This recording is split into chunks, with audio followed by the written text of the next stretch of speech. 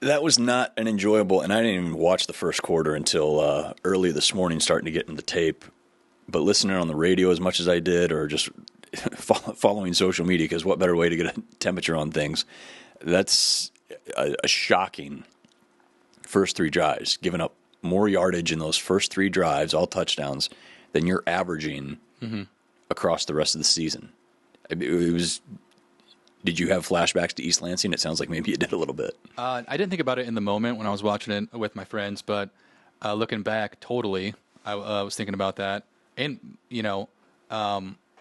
but when you're used to an Iowa defense being, sure tacklers, blowing things up, getting turnovers, and you watch the first three drives, you're like, man, this is not going to go well, But Rutgers does have a really good passing offense. And, I haven't looked at any mock drafts, but those receivers look pretty damn good. One crazy stat, too, is Iowa didn't force a negative play until 3 minutes left in the first half. And that's just something, you're not used to. Yeah, they went 6 for their first 6 on third downs.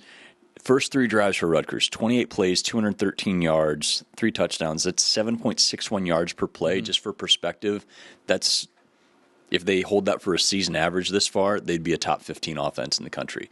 By the way, Indiana averages better than that going into Saturday. We'll see how they come out. They've got a heck of a game against Illinois. But that was, we had talked about it at the top, the impact or the bigger takeaway, the slow start or the strong short-up finish.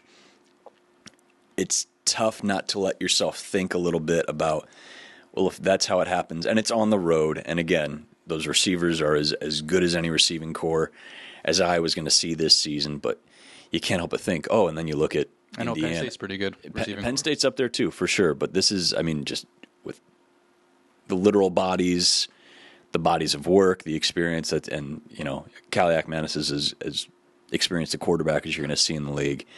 It's tough not to look at Indiana and go, they do better too. They average more. All right. All right. There's some stuff to figure out.